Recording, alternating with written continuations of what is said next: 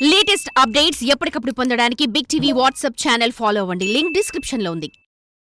తెలంగాణలో పంచాయతీలతో పరేషాన్ అవుతోంది భారతీయ జనతా పార్టీ. ఒక పక్క కొత్త పాత నేతల వర్గ పోరు, మరోపక్క కుర్చీల కుమ్ములాటలతో సతమతమవుతున్న పార్టీ ఇప్పుడు పోరుబాటకు సిద్ధమైందా? కాంగ్రెస్ ప్రభుత్వమే టార్గెట్గా ఆందోళనలకు అధిష్టానం సన్నాహాలు చేస్తోందా? ప్రజా పోరాటాలకు ప్రత్యేకంగా కమిటీ వేసిన బీజేపీ ఎలాంటి ఆందోళన కార్యక్రమాలు చేపట్టబోతోంది? కాషాయ దళం యాక్షన్ ప్లాన్ ఏంటి? Watch the story.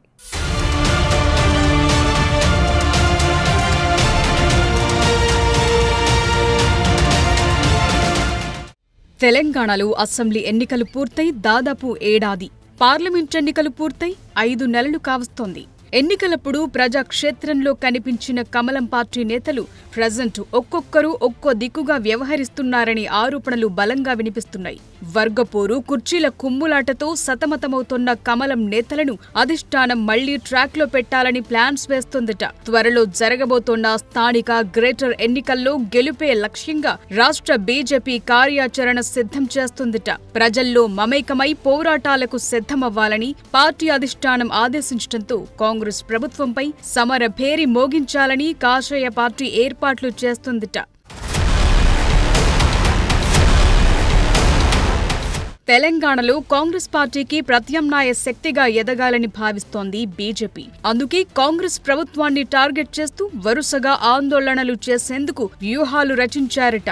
రేవంత్ సర్కార్ ప్రతిష్టాత్మకంగా తీసుకున్న 6 గ్యారంటీలు, మూసీ పునరుజ్జీవం, హైడ్రా వంటి ప్రాజెక్టులపై పోరుబాట సాగించేందుకు సిద్ధమవుతున్నారట.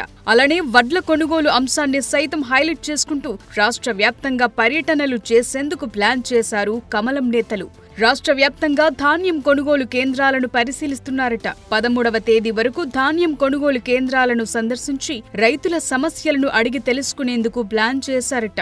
అయితే రాష్ట్రమంతటా ధాన్యం కొనుగోళ్లు సాఫీగా జరిగేలా కలెక్టర్లు తగిన చర్యలు తీసుకోవాలని, ఎక్కడైనా ఇబ్బందులుంటే వెంటనే ఉన్నతాధికారులతో మాట్లాడి పరిష్కరించాలని ముఖ్యమంత్రి రేవంత్ రెడ్డి సూచించారట. ధాన్యం కొనుగోళ్ల విషయంలో రైతులను ఇబ్బంది పెడితే కఠిన చర్యలుంటాయని, అవసరమైతే ఈఎస్ఎంఏ కింద చర్యలు తీసుకోవాలని హెచ్చరించారట. ప్రభుత్వం ఇప్పటికే పకడ్బందీగా ధాన్యం కొనుగోలు కోసం ఏర్పాట్లు చేసి సీఎం సీరియస్ గా వ్యవహరిస్తోన్న తరుణంలో తామే పర్యటన చేసి రైతులకు మేలు చేశామని బీజేపీ నేతలు క్రెడిట్ కొట్టేయాలని అనుకుంటే వారికే విమర్శలు తప్పవని సొంత పార్టీ నేతలే అనుకుంటున్నారట.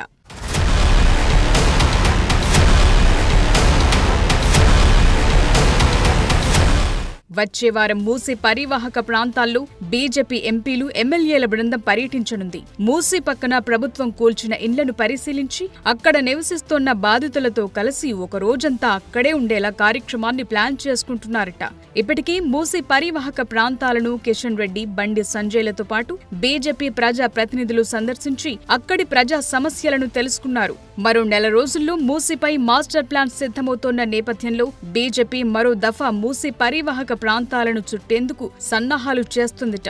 అంతేకాకుండా మూసీని వ్యతిరేకించే వారంతా మూసీ ప్రాంతంలో బస చేయాలనే రేవంత్ రెడ్డి సవాల్ను స్వీకరిస్తూ మూసీ ప్రజలతో ఒకరోజు బస చేసేందుకు కాషాయ శ్రేణులు స్కెచ్ వేస్తున్నారట.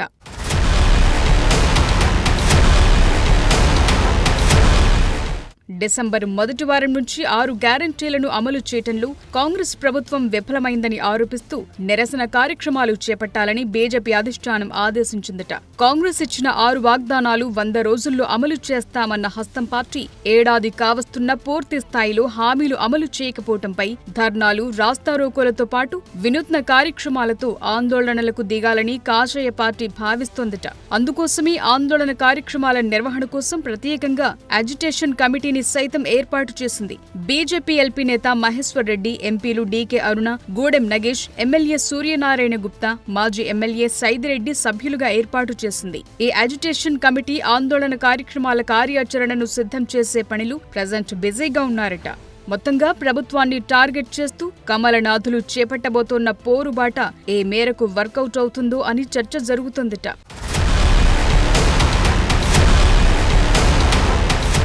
బీజేపీలో నేతల మధ్య పంచాయతీలకే టైం సరిపోవటం లేదట. అలాంటి వాళ్లు ప్రజా పోరాటాలకు ఏం టైం ఇస్తారని వాదనలు పొలిటికల్ సర్కిల్స్ లో చర్చ నడుస్తోందట. రేవంత్ సర్కార్ ప్రతిష్టాత్మకంగా తీసుకున్న మూసీ పునరుజ్జీవం, హైడ్రా వంటి ప్రాజెక్టులపై ఇప్పటికే బీజేపీ చేసిన పోరాటాలు పెద్దగా ఫలించలేదనే టాక్ ఆ పార్టీలోనే వినిపిస్తోందట. అర్హులైన రైతులందరికీ రుణమాఫీ చేయాలని బీజేపీ చేపట్టిన ఆందోళనలో సైతం నేతల మధ్య ఇన్సైడ్ వార్ బయటపడిందని అనుకుంటున్నారట.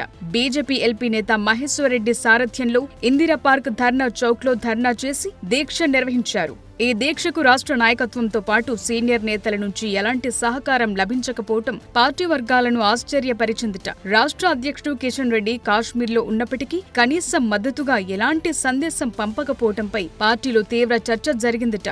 ఇక పార్టీకి సంబంధించిన 8 మంది ఎమ్మెల్యేలు, 3 శాసనసభ్యులు మాత్రమే దీక్షలో పాల్గొనటంపై కూడా విమర్శలు రావటం ఇప్పుడు మళ్లీ పోరుబాటకు రెడీ అవుతోన్న నేతలను కలవరపెడుతోందిట.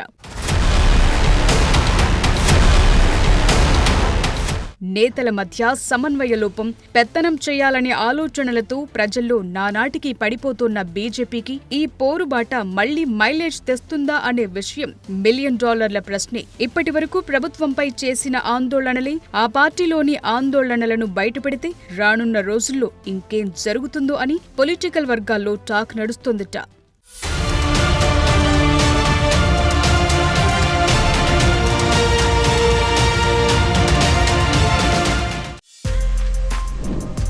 For more videos like this, subscribe Big TV channel.